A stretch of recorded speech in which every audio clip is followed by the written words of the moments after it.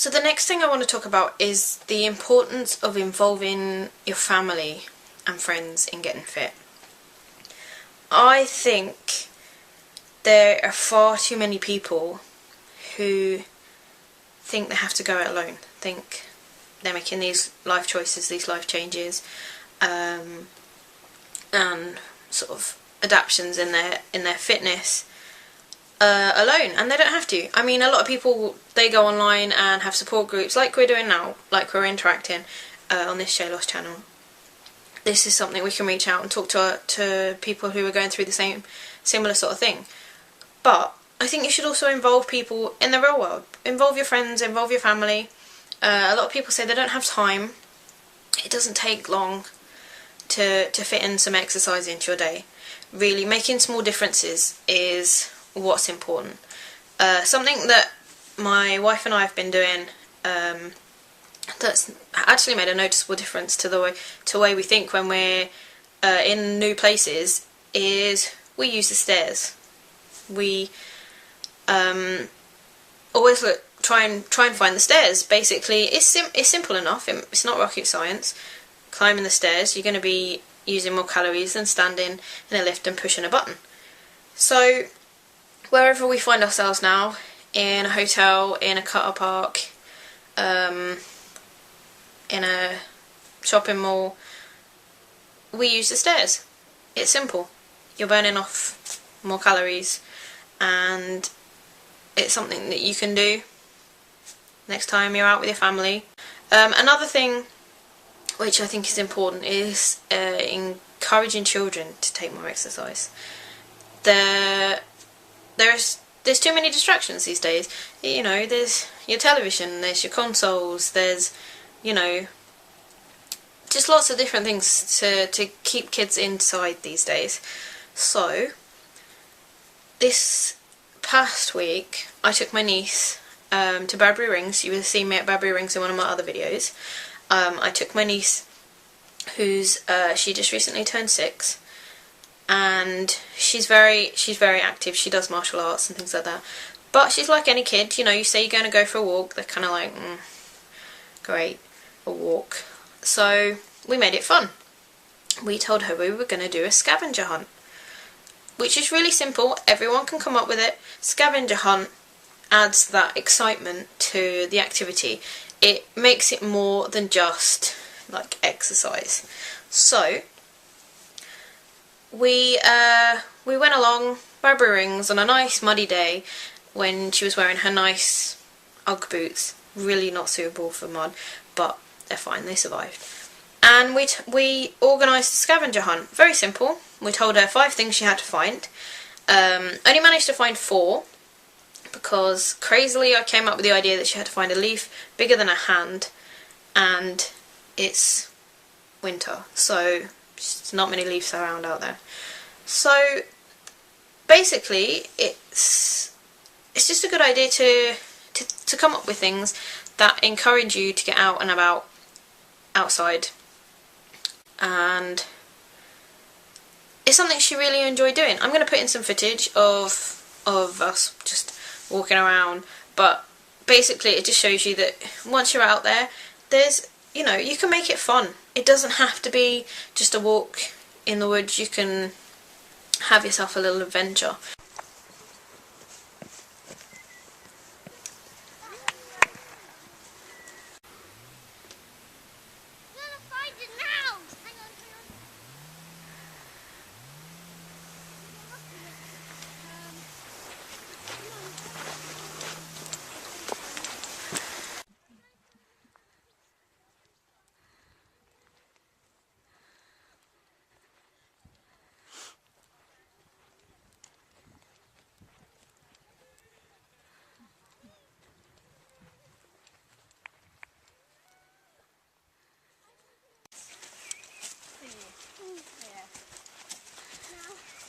Are you hot? Yeah. I'll take your coat. That was hot. And this was making me hot. Take your scarf off. That on. There we go. Better? No. My arms are doing. What's your sleeves up then? Yay! You think it's right.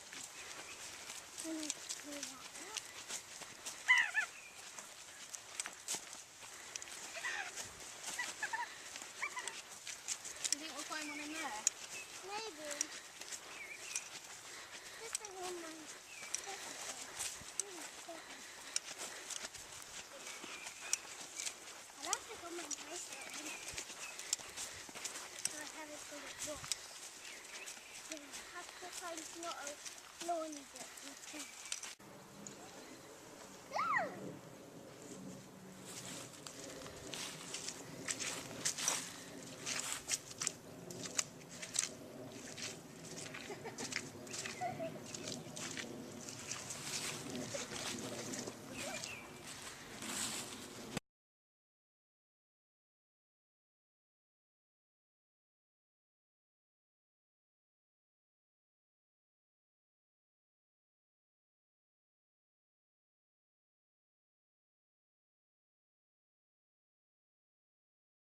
Like I was doing in one of my previous videos where I was geocaching, that's another thing you can get children and your families involved with.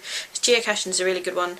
You're never really far from a geocache. You don't really need big snazzy GPS systems. I mean, I use an app on my iPhone for geocaching, which it was a few pound, but there are some free apps, and you can even get it online and print off maps and things, so you can take your family somewhere and you can do a small geocache, you can do a big geocache, and that's quite exciting for kids because it's almost like treasure hunting. You can tell them we're looking for some treasure, or you get to do swaps. Again, if nobody knows what geocaching is, I'll give you a quick rundown. Geocaching, basically, someone has taken the time to hide something. Can be really small, like a nano cache, to something really big. They've taken the time to hide it somewhere. Could be like somewhere urban or rural, depends on which location you are. And if it's a really small one, usually only they have like a piece of paper enough for you to sign your name to say you found the cache. Or if it's a big one, they have some things in them, swaps, where basically if it could be something small, it could be like a micro machine car, it can be like these little I can't remember what they call them. They have geocoins, but they also have these traveller's bugs, like little items which you tag where they travel through. So they might have a purpose. You might want them to travel to America, or from America to England, vice versa, etc., all over the world. And you go online, you say that you found it, and it moves on. And again with these swaps, you take your own swaps. Sometimes, usually I have in my bag, I have like these glow-in-the-dark bobbly things that go on the end of pencils, and I usually swap them. So if I take something out of the cache, I put something in. And someone's hidden it, they collect the coordinates, the GPS coordinates of where it's located, and they upload it to this website. Anyone in the world can access this. You can go on and you can search and you can find out where in your area you've got one, like according to your postcode, or on the iPhone app I use, you do a search as to where you are and it tells you the nearest ones, so you can choose where to, sort of, how far you want to go. And it's fun, it's good.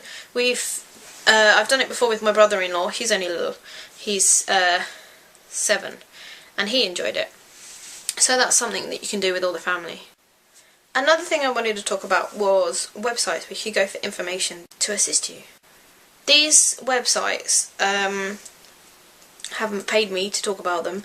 They're websites that I've used, websites that I've been recommended, and I find them interesting. A really good one is Change for Life.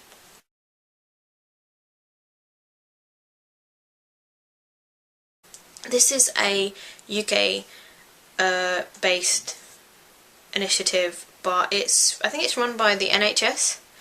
Yeah, it's run by the NHS, and basically they've realised that we need some assistance in the UK in reducing obesity levels, to increasing activity levels, and making sure people eat the right things.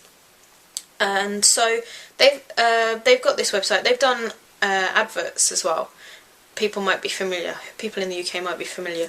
If you're from anywhere else outside the UK, just Google it. I'm sure you must be able to access it. I'll put the link downstairs. It's a really good website actually. It's got different ideas for different things you can do, activities. There's a recipe section for ideas for like snacks and main meals and dinners and things like that. It also has kind of branched websites. So you've also got Walk for Life, and I think you've got Bike for Life. You might have a few others. Walk for Life is a really good concept in that it's a website where you're able to go on, you're able to register, you're able to create your own walks that you do, because again, walking's a really good exercise because the majority of us come with the ability to be able to take this exercise for free. And this website allows you to map a walk and submit it so other people access it, or just keep it private. And this is something you can do, and you can record when you do these walks, so you can. It's kind of like with the goal aspect. You can keep track of what you're doing, how well you're doing.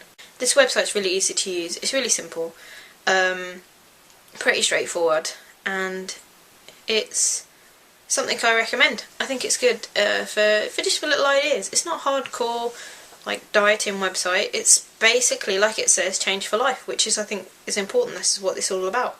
It's a change you should be making for life. It's not snap dieting or yo-yo dieting. It's basically saying you need to be doing more and consuming less. That's what it's about.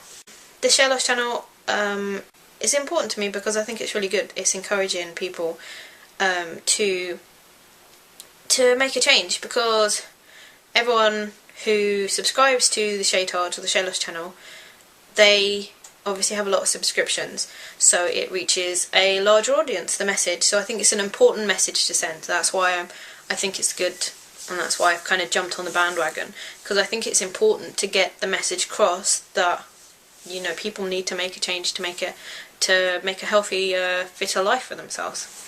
So I will be continuing making updates. They might not be as frequent, but hopefully Shay Carl will carry on with the Shayloss channel, and I'm hoping everyone else who's involved in the challenge will carry on, because I definitely want to keep making the videos and updating you on my progress, and hopefully this year's a big year for me in terms of my fitness. So if at any point obviously the Shayloss stalls, then I might have to set up my own separate channel to load these videos up, just so people don't think they're completely random and talking about something which has not been updated in a while. But hopefully he's going to carry it on, so best of luck to everyone. And yeah, keep up the good work. If you've fallen off, then it's easy to get back on again. Don't knock yourself out. Don't knock yourself out. No, that's a good message. Don't knock yourself out. I think what I meant was don't beat yourself up. Everyone falls off once, twice, 3 times. It's all about getting back on again. It's so easy to give up if you fall off, but don't. It's a slow slog, but we can all do it. It's achievable.